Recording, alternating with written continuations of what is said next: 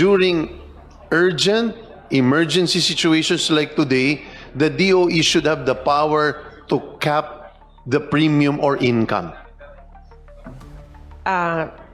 Ultimately, yes, Mr. Chair. Okay, Because maraming salamat. I just Okay want- na ako doon. Yes. Ano bang kinakailangan ninyong power tuwing nagkakaroon ng extraordinary circumstances para yung presyo ay magkaroon tayo ng degree of control? Whether it is baguhin ang replacement system, kung ano man. Ano bang pupwede? Anong suggestion? Mr. Chair, for example, I think there has to be triggers when the regulation comes in. No? Ngayon kasi kailangan may state of emergency.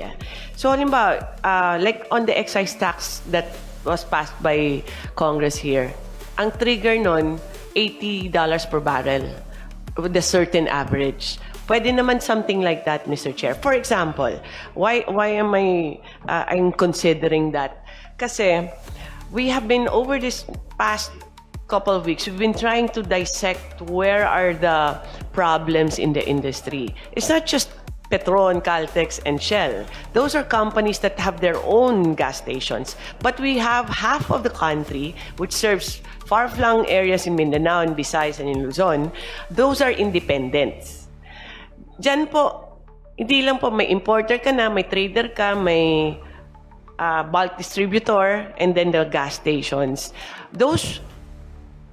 There's not enough visibility on how those, yung patong-patong nakita dyan kung anong nangyayari dyan, Mr. Chair. So, if DOE can, at the very least, dictate how much they should earn in times of those difficult times, then DOE can, the public can be more protected from profiteering and any other taking advantage of the situation, Mr. Chair. I think malinaw naman, Secretary Sharon. Just like when we approved the excise tax, the power to suspend, there has to be very, very specific, detailed triggers kung kailan siya pwedeng i-exercise. Because once it is vague, it is general, it sends a very bad signal to the private sector or to even investors. And when that happens, we will have a worse situation because people will not bring out the supply. Mura nga ang presyo, pero wala namang magbebenta, mas worse yung ating problema. So ang tanong namin, on the triggers, kayang pag-usapan. Pero pag pinag-usapan, ano ba yung power na yon?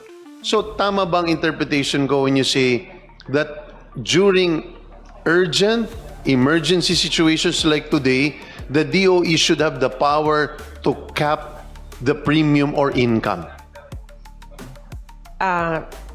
Ultimately, yes, Mr. Chair. Okay, Because maraming salamat. I just Okay want- na ako doon. Yes, Okay na I just ako want doon. to add, triggers can be based on price or on the availability of our reserves. No, we're trying to come up with the paper on this. Na halimbawa, pag ang inventory level natin is below 15, pero yung presyo mababa pa rin, it should trigger still, no? Mga things like that, Okay. Mr. Chair.